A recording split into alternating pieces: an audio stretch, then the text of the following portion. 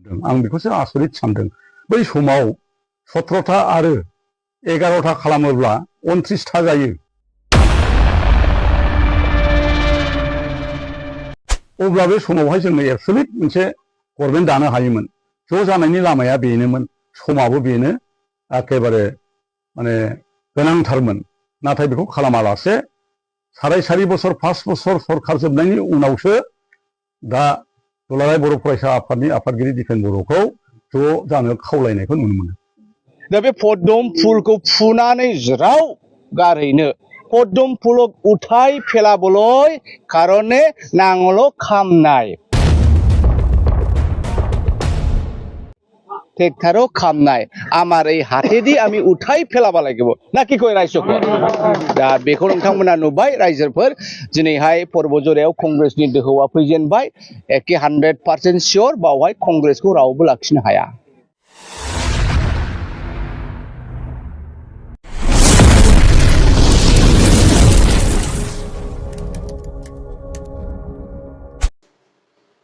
खुलुमबाय रायजोफोर गिबियाव फिथांखि ब्लग इउट्यूब चेनेलनिफ्राय रायजो राजा बयनिसिमबो गोजोननाय बावहरनाय जाबाय स' रायजोफोर गिबियाव आङो इन्ट्र'आव होनानै होखाबाय नोंथांमोननोहाय दा बिनि सायाव जों बाथ्राखौ सावरायलायगोन रायजोफोर नोंथांमोना नायो नाया बे नोंसिनि गोसो नाथाय जेसेबां दिनसिम इउपिपिएल पार्टिया सरकार सालायगोन एसेबां दिनसिम आङो पलिटिक्सनि भिडिअ लाबोगोन रायजोफोर फार्स्ट अफ अल जोङो डक्टर हेमन्त बिश्व शर्मा सारनि सायावनो सावरायगोन नोंथांमोना खोनाबाय हयथ' बिथांनि बुंनाय रावखौहाय अब्लाबो आंनि इउट्यूब चेनेलनिफ्राय नोंथांमोना खोनासंबावदो मा बुंदों আচ্ছা মই জানাত 15 আগষ্ট দুইটা দলে লগ হলে খুব ভাল হ'ব আৰু সেইটো আমি আদৰণি জনাও বিপিএফ ইউপিপিএল অঞ্জলি দৈমাৰী তিনিওটা একত্ৰিত হলে মই ভাবো যে আমাৰ বিটিআৰৰ বাবে ই এটা পজিটিভ হ'ব ইতিবাচক পদক্ষেপ হ'ব স্যার উজনি অসমত 15 আগষ্টৰ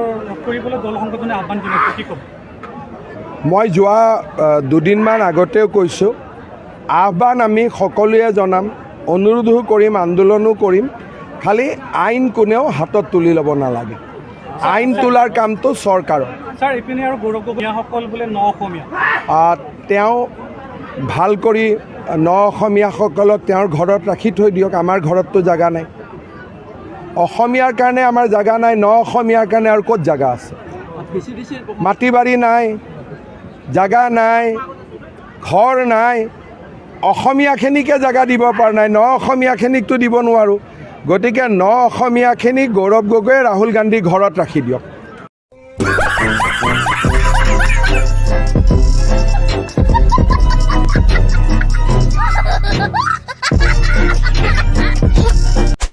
निश्चय हेमन्त बिश्व शर्मा मामाया जोंनि बर' हारिनि मोनथाम पार्टिखौहाय ज' जाजानो लुबैदों गोसो सिंजों बुंदों ना सायाव बुंदों बे बिथांनि सायावसै नाथाय बिथाङा जुदि गोसो सिंजों सानामोनब्ला ससियेल मिडियायाव बुंनानैबो होनाय नङामोन नाथाय जोंनि बर'नि जे मोननै पार्टी मोनथाम पार्टी बेसोरसो दिनैनि समावहाय गावस्रा गावस्रि जानानै दंगासिनो दङ मोनसे काउन्सिलनि सिट जानो थाखाय सावरायनाया जागासिनो दङ नाथाय फेलेंबो जागासिनो दङ आरो फारसेथिं जों खोनासङोब्ला दिपेन बर' सारनि खुगानि रावनिफ्राय जों खोनादों आरो माखासे गुबुन गुबुन दैदेनगिरिफोरनिफ्रायबो जोङो खोनानो मोनदों नैबे 12 आगस्टनि सिगां आरोबाव सावरायबावगोन जुदि बेयावहाय गोरोबनाया जायाब्ला अब्ला एल'एला नोंथांमोननोहाय बिपिएफ पार्टिनि सोमोन्दै बाथ्रा बुंनानै होगोन बेखौथ' जों खोनाखाबाय दा गोरोबगोनखौबो नुहुरखायाखै मानोना हाग्रामा महिलारि सारा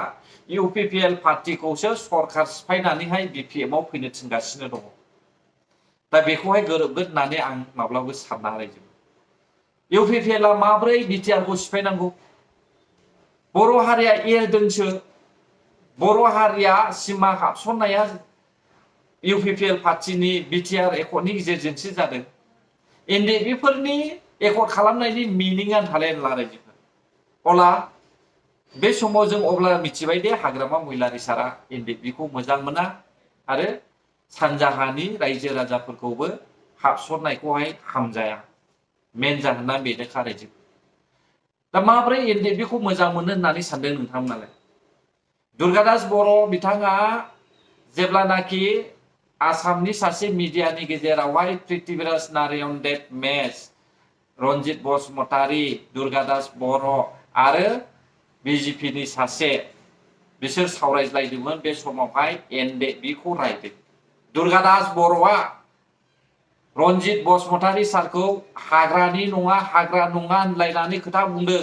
अब्ला बियो बर'ब्ला बे रन्जित बसुमतारीनि बुंनाय रावावहाय मानो बेफोरबायदि बाथ्रा बुंखो? बेयो बर'खौनो मोजां मोना खोमा आरो बर' हारिनि थाखाय खामानि मावनोनो गोसो गैया, बेनिखायनो बेफोरबायदि बाथ्रा बुंदों। नङाब्लाथ' बेबायदि बुंनाय नङामोन।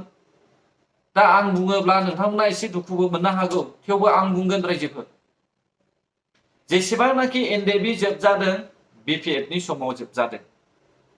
साफ्रोमबो एनडेबिया बिपिएफनि समावहाय साफा साफा लानानै थांजादों। बे समाव बर'निनो सासे चिफ हाग्रामा महिलारि दङ। अब्ला माब्रै बेबायदि लानानै थांजाखो? जेसेबांनाखि मानसि होसोजादों, बुख्रुब बुख्राब खालामजादों, बै समावनो जादों। अब्लाबो दिनै नोंथांमोना खोनादों दा बिपिएफ पार्टिनि मावथिफ्रा मा बाथ्रा बुंदों? आं माब्लाबाबो बावा रन्जन दैमारि सारखौ लांनाय समावहाय हाग्रामा महिलारि सारा मा बाथ्रा बुंदोंमोन? लाइफ टाइम जेलत थाकिबार लागे, फासि दिबार ना लागे। मानो बे बाथ्राखौ बुंखो? बै समावनो कम्पिटेट खालामनानै होखाबाय। अब्ला गावनि हारिनिनो लिडारखौहाय बेबायदि बाथ्रा बुंदोंब्ला अब्ला दिनैनि समावहाय हाग्रामा महिलारि बायदि सारा बे प्रमद बर' सारनि एकर्ड खालामनाय एनडेबिजोंहाय ज' जानानै एकर्ड खालामनायखौ गनायगोन नामा? गनाया। बेखायनो गाव गावबागाव गेले, बिपिएफआ बिपिएफ थागोन, इउपिपिएलआ इउपिपिएल थागोन। ना मा बुङो रायजोफोर? बे समाव जों सावरायनोसै आदैनि सायावहाय। आदैया बुंदों 2020 मायथाइनि सिगांनो ज' जानायनि बाथ्राखौ बुङोब्ला मोजां जागौमोन, मानो बुङाखै? आदैया बुजिनो नांबावगौ आदै हो। नों इसिबां बैसो जाबाय, इसिबां दावराव दावसिखौ नुबोबाय, थेवबो आदै नोंहा बुजिनाया खम आरो बुजिनो नांबावगौ नोङो। बै समावहाय आबसुनि प्रेसिडेन्टआ प्रमद बर' सारानोखा, दिपेन बर' सार नङा। दा 2020 मायथाइयावहाय जेब्लानाखि बिपिएफखौहाय बोख्लायदों, बिपिएफआ हारसिं सालायनो हायोमोनब्ला मोजांमोन, नाथाय बिपिएफआ 17थाल' सिट मोननानैहाय बोख्लायजादों, बेखौ जों बयबो मिथिगौ। दा मेन थांखियानो जाहैबाय बिपिएफ पार्टिखौ बोख्लायनायनिखा, रायजो राजानि थांखिया। अब्ला नों आदैया माबोरै बुंखो बे समावहायनो ज' जायोब्ला मोजांमोन? बिपिएफ पार्टिया 17 बोसोरावहाय बर' हारिनि खामानि मावनो एंगारै गावनि धोन सम्पति बिल्डिं न' बां लुनानै लानायावसो गोसो होनायनि खारनावनो रायजो राजाया बिपिएफखौ बोख्लायदों आदै। अब्ला नों माबोरै बुंखो? दिनैबो जों नुदों बिपिएफआनो खौसे जानो रोङाखै, बिटिसि बिटिआरआव थाबथानानै दङ। बिटिआरखौ गनायै माबायदि सिट बिलाय? हारिनि थाखायनो आरोबाव माखासे सिमाया बारायदों। अब्ला रायजो राजाफोरनावसो आं कुइसन खालामो, बर' हारिया सिमा बारायनायखौ लुबैयो ना सिमा खमायनायखौ लुबैयो? दिनैथ' हाग्रामा महिलारि सारा सिमा बारायनायखौ लुबैयाखै। बिटिसिआथ' पार्सनेलि सेरफांसिमल'सो। दा नै फैबाय थानाय नैबे दानिनो नैबे बारा गोबाव गैले साननैल'सै, 12 आगस्टनि सिगां बिपिएफ पार्टिजोंहाय सावरायज्लायनायनि माखासे लाइजाम फैनायनि दिपेन बर' सारा फोरमायनानै होदों। लोगोसे बर' थुनलाइ आफादनि आफादगिरिफोर आरो गासै मोन 16था आफादगिरिफ्रानो बेयावहाय सावरायज्लायनायनि बाथ्रा बुंदों। नेनानै था रायजोफोर, हाग्रामा महिलारि सारा बेयावहाय गनायना गनाया? गनायाब्ला गनायासै, गाव गावबागावसै, खुनु जेबो सिन्था खालामनो गोनां गैला रायजोफोर। जोबथा भिडिअ रायजोफोर, नोंथांमोना गर्जन मोसाहारिनि भिडिअ नुदों, बिजेपि पार्टिनि नुदों। दा गर्जन मोसाहारि बिजेपि पार्टी, गर्जन मोसाहारिया बिजेपिखौहाय साइड दाननानै कंग्रेसआवहाय लाबोनो नागिरदों बर'फोरखौहाय। नाथाय सिन्था खालामदो रायजोफोर, नुगासिनो दङ दिनैहाय आसामनि हजायावहाय रहिंग्या बांलादेशिफोरखौहाय होनाय। दा बिसोरखौ सोर सोनायमोन? बै समाव कंग्रेस, तरुण गगैनि समावहाय कंग्रेस सलायनाय समावनो बिसोर गासैबो हाबफैजोबदों। गुबुन देशनिफ्राय फैनानै आसामनि हा लाफैनाया बे कंग्रेसनि समावनो आरो जोंनि गेजेरावबो दासिमबो दङ जयपुरावबो दङ आरो बबेबा खना खनला दङ दा बेखौ सोर सोनायमोन कंग्रेसनि समावनो हाबजोबदों जेरै दिलीप शइकियाया सानदों बेबायदिनो कंग्रेस पार्टिया खामानि मावदों दा होनब्ला जों कंग्रेसखौ मानो भट होनो दिनै आं बुंनाङामोनब्लाबो बे खोथाखौ स्पष्ट बुंनो नागिरदों हाग्रामा महिलारि बिथाङा बर' थुनलाइ आफादखौ लिंनानै सावरायदों आरो बर' थुनलाइ आफादखौबो बुंनानै हरदों जे एबसुआ मोनसे बिबान लानानै थांदोंमोन जे थुनलाइ आफादा एबसुजों रायलायनानै खामानिखौ आवगायबा हामगौमोन बिनि अनगायैबो गुबुन गुबुन लेयाराव गुबुन गुबुन दैदेनगिरिफोरनिसिम हाग्रामा महिलारि बिथाङा थांनाय फेब्रुवारि मार्च दानाव जोंनो गोबां माखासे मेसेज हरदों आरो बे प्रक्रिया किन्तु बन्द जानानै दङमोन दा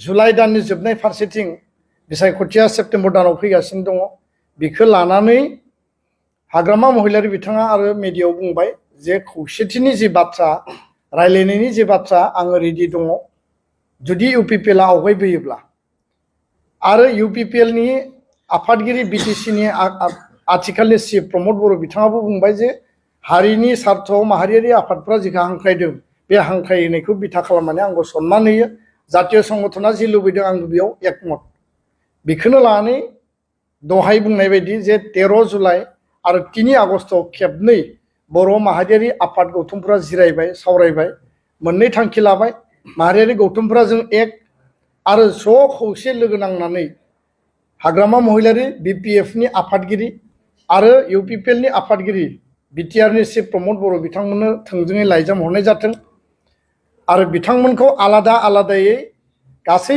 16टा माहारियारि आफाद गौथुमफ्रा रायलायगोन रायलायनायनि एजेन्डाया मा जागोन बे टेबोलाव जेला रायलायगोन अब्ला जों तयार खालामगोन खोथाया बेखिनियानो स्पष्ट आरो मोनसेल' एजेन्डा बे जाबाय खौसेथि दा बे खोथाखौ लानानै 5 आगस्टआव जोङो लाइजाम हरबाय लाइजामनि रिप्लाइआव हाग्रामा महिलारि बिपिएफ हान्जानि दोलोनि सासे पाब्लिसिटि सेक्रेटारिया फोसावदिं नेहाथारिया जोंनिसिम रिप्लाइ हरदों रिप्लाइआव मा दङ जोङो बुंजोबनो नागिराखै आरो बे रिप्लाइखौ लानानै जों बिथांमोनजों जगाजग खालामफिनगोन अलरेडि दहाय बुंनाय बायदि प्रमद बर' बिथाङा बे आफादफोरजों रायलायनो थाखाय बिथाङा माने थांखि होदों बा रायलायनो थाखाय बिथाङा गनायथि होदों खोब गोख्रैनो बिथांजों रायलायगोन 12 आगस्टनि सिगां बे रायलायनाया मोननैबो दोलोजों जानांगौ आरो गुबुन गुबुन जि आनसलिक दोलोफोर दंबावो एपिबिनि खोथा गुबुन गुबुन बिसोरजोंबो जों उननि पर्यायाव रायलायगोन दा गिबियाव 12 आगस्टनि सिगां प्रमद बर' बिथांजों हाग्रामा महिलारि बिथांजों आलादा आलादायै मोन 16 आफादा जोङो रायलायगोन आरो रायलायनायनि आधाराव बिनि उनाव मा जायो जों 12 आगस्टनि उनाव बेखौ फोरमायगोन